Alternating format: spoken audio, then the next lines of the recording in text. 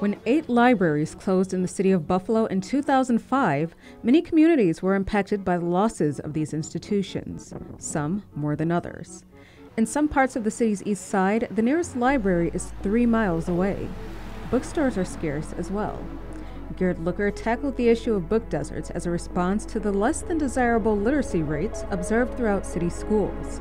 An edition of East Side Stories followed the issue by observing how a nearly 50-year-old bookstore on Jefferson Avenue has long sought to be an answer to the problem of yet another form of disinvestment. For Investigative Post, this is Reporter's Notebook.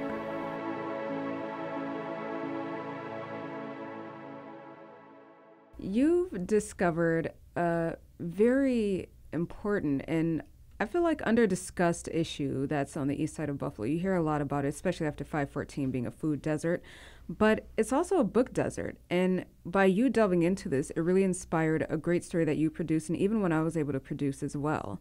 I'd like to go back to when you first started taking on this topic. You know, what inspired you to look into, hey, how much literature is available for people who live on this side of town? Yeah, it was actually back in February after we had done some reporting on literacy and the science of reading here in Buffalo Public Schools, really diving into the debate of how reading is taught, how literacy is taught in schools.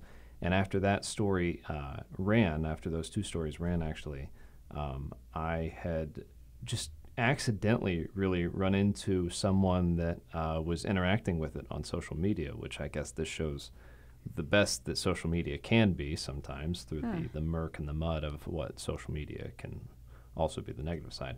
But anyway, I started reading about this individual who has been studying literacy and has been studying something called a book desert. And I had never heard of that. It was pretty self-explanatory at the time.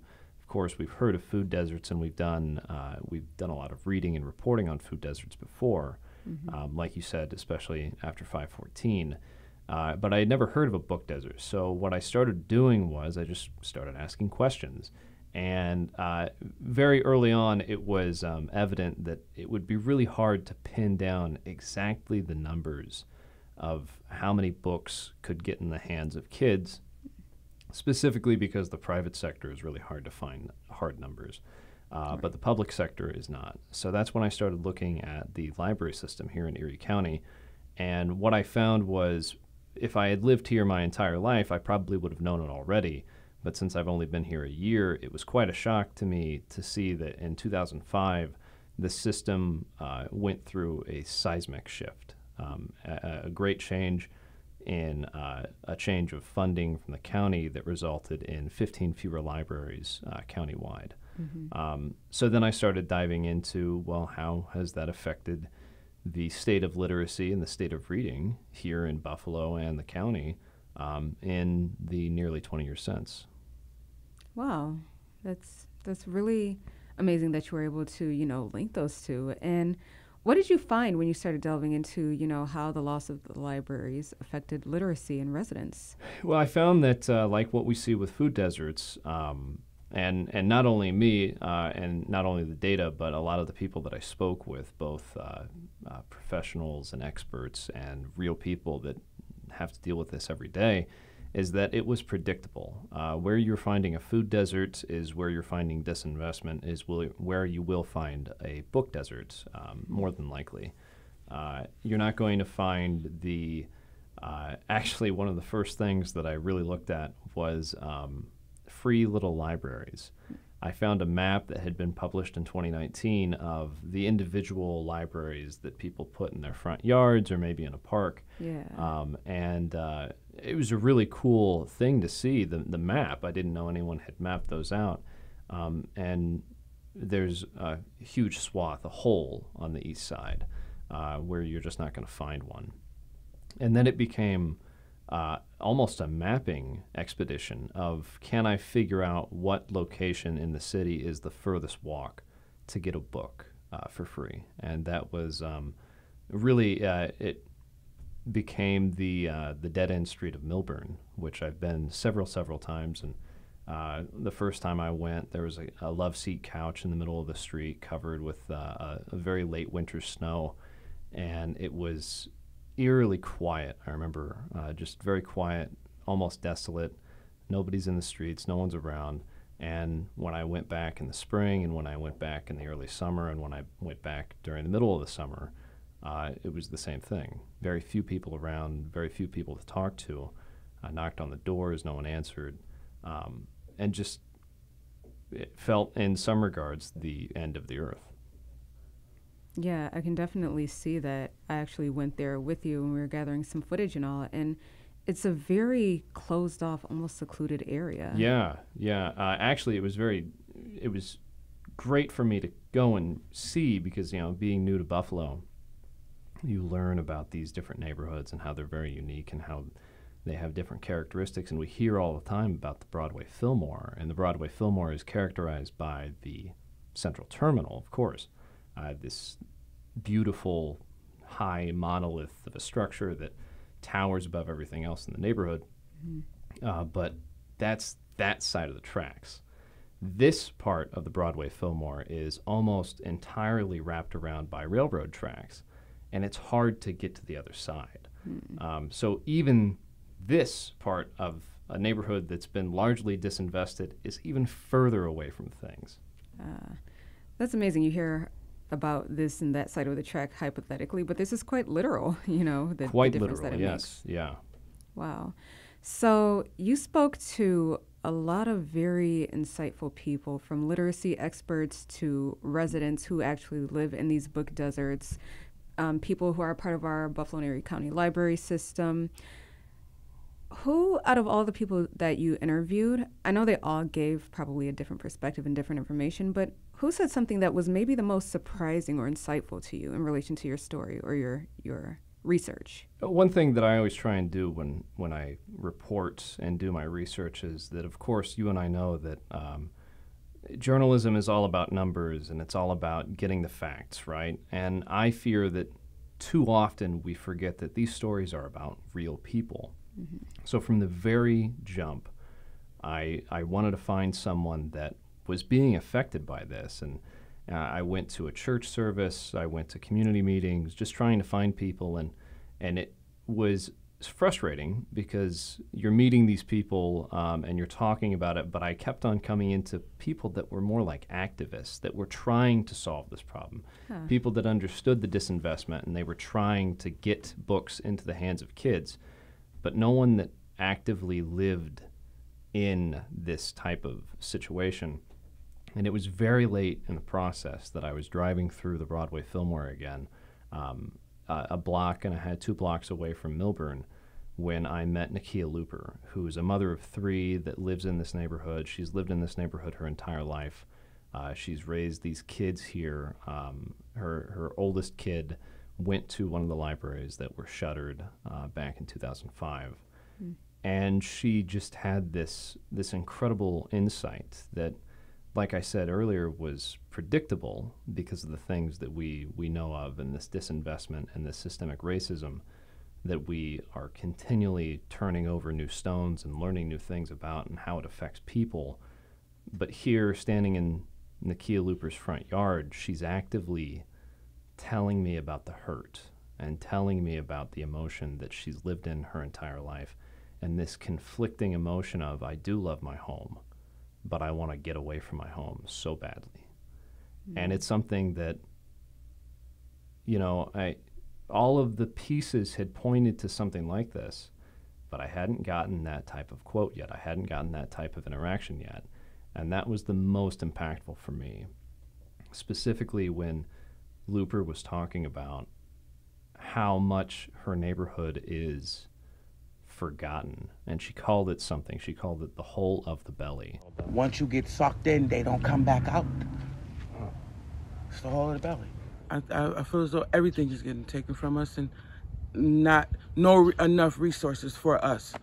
That's a very striking quote and perspective. And it's amazing to see how even something like, you wouldn't think about a library or a bookstore directly relating to maybe investment or disinvestment or anything like that, but it really tells the story of how systemic changes within the city have really affected certain neighborhoods. Yeah. Actually, another one of my sources who he was here when those closings happened. He's the CFO of the library. Excuse me, he was the CFO of the libraries. He just retired this week. Oh, wow. Which is really interesting to get his perspective. Ken Stone, the former deputy director of the Buffalo and Erie County Public Libraries, he experienced this closure, these closures. He experienced the disinvestment. He experienced the budget cut. He saw the pain in people, and he talked quite a lot about equity. And he talked about how they were faced with this impossible task of taking away something from communities.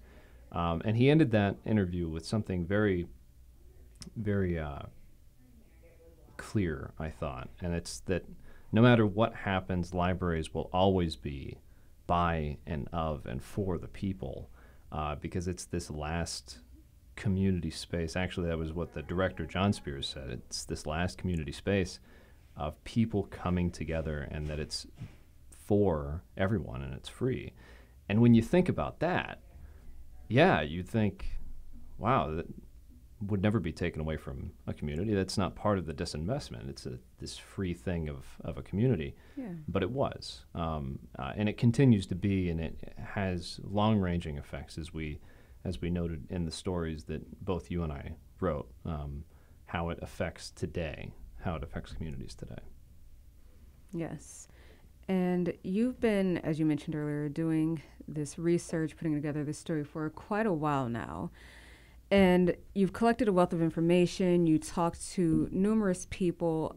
How did you determine how you would put this story together, the sequence, the main points, and how you want it to communicate? Yeah, well, that's really tough, because I tried to actually put it together thinking about, like, how would I edit this if I was editing a documentary film? And I wanted people to be the forefront. And that's why I felt that Nakia Looper's interview and Nakia Looper's sentiment was so important to have in the story. Because, again, this is a very important story about numbers and about disinvestment, but it's about people. People are the ones hurting. More so than the libraries. The people are the ones that use the library. So when I was crafting it, it was quite a battle, going back and forth, draft after draft, trying to figure out how do we mix this great deal of data. And there was so much left out, so much great pieces of data that, like, oh man, that would really reflect something. I remember I found I built a map of who has a library card where. And it was just something that got cut, on the cutting room floor, which is fine. But this story was full of those nuggets of, how much is too much of the data, and how can we weave in those human voices to really tell readers that people are hurting, something can be done about it. Yeah, definitely things to keep in mind, because this is such a people-centric story. But you do want to, stress the numbers, because the numbers tell exactly how these neighborhoods, these communities were impacted. So I definitely imagine, creating that balance had to have been somewhat of a challenge, but... It's always a challenge. Obviously, we're writers, we're artists in some regard. Journalists can be artists, and we can craft poetry and prose at the same time trying to deliver something that is incredibly important and incredibly impactful, and that's what we hope to do, right? That's why we do this. But speaking of people, of course, you picked up where I left off with Zawadi Books, a bookstore on the east side, and you took, in my opinion, on the harder portion of this research. Like I said at the beginning, I looked at the public sector because numbers are readily available, and I did not look at the bookstores, the private sector. Hoping to leave it for later, but when we were in the planning stages with the staff, we pitched it, and we decided to go in on a profile of Zawadi for our East Side Stories. Tell me about that, but tell me in a way, this is now your beat. East Side Stories, this beautiful diving in on a profile of the people that live in this city. So how does Zawadi fit in that space? Well, Zawadi fits perfectly in that space, especially in relation to everything that you discovered and discussed about, disinvestment, book deserts. So Zawadi Mr. and Mrs. Holly, the owners, Kenneth and Sharon, they've been doing this since 1976, so before it was even on Fillmore. And they started out of their home, which was the amazing part. And when I was speaking to Kenneth specifically, and he was telling me about their mission when they had started and how they weren't finding the types of literature that they needed and how it was sort of scarce in a way. And, I thought, wow, that's still kind of the case today. Even still, they're not only the only Black-owned bookstore in the city, but they're the only sort of general interest bookstore on the east side. And looking at how many bookstores there were, I only found 2 other ones, which were specific to religion. There was one based in Islam and there was one based in Christianity. So Zawadi Books is really the only bookstore in the area that people can learn about history, culture, health, all of these different things. And though it's sort of not general interest in a way. It is, but the fact that it's promoting African American authors and subjects that relate to Black culture, but it's still, as Sharon said, for everyone. But it really is a gem in the community. And a lot of people have told me that, people who shop there, people who have collaborated with them, like Zanetta Everhart and Zaire Goodman. It's such a needed space, and it's amazing being in close vicinity to the Meriwether Library. You have this place where there are readily available books, but it's such a different picture from almost all of the rest of the east side. Of course. I mean, if you look down the middle of Buffalo, it's hard. Some people consider it like the Upper West Side. I consider it the Elmwood Village. Just to the west of that, you've got Burning Books. To the north of it, you have Talking Leaves. All throughout there, you've got all of these little libraries that are dotted in people's front yards. If you look at a general picture of where libraries are, you've got Crane and Soto that allow people that live in this area a very short walk to a library. And this is where, in a visual sense, this is where I started. If I'm living right here in this center of the city, I've got a much higher chance of accidentally being hit by a book that's thrown out of someone's window than if I'm living over here. And that was why I actually had reached out to Zawadi. I had spoken with Ken on the phone back in, I think, March, which I thought, wow, it's really important that we're getting back and talking to them. What did they have to say about not only the importance of being in the community, but literacy and getting these books in the hands of adults and children? Yeah, so Sharon, having worked in the library system for over 3 decades, she definitely stressed how the relationship to literacy and access to books are so interrelated. Because really, it starts in the home. If there aren't libraries and bookstores in the vicinity, it's going to be that much harder for parents to buy books for their children and for them to even buy literature for themselves. Kenneth talked about how his love of reading and his love of books started from seeing his father and other men in his life read and discuss books, the same way that we discuss TV shows today. So, if it begins in the home, but you don't have a place to bring these resources into your home, then it creates this cycle of, lower literacy rates, lower comprehension, and I think misconceptions, people thinking, well, people in impoverished communities, they maybe, they're harder of learning or they don't have, the same mental capability, but it's not true. All of it relates to what's available. It's the same way if, you don't have food, you're malnourished. I mean, think about it the same way in a mental state. If you don't have readily available literature in your community, you're going to be educationally malnourished. And if the only way kids are getting books in their hands are in school, and then summer comes and they're out, and then winter break comes and they're not reading, in that period of time, it's going to cause a decline of sorts. And it definitely relates to what you had found in our schools, the lower literacy rates and reading comprehension levels. It's all because, maybe not all, but a large part of it is because of the lack of access to books. And the Hollies definitely stressed that, And they said whether it's a bookstore or library, it's so important that people just get to where the books are. So how does this how do you think this reflects or continues certain stereotypes, as well as continuing systemic racism and disinvestment of places that need these things the most?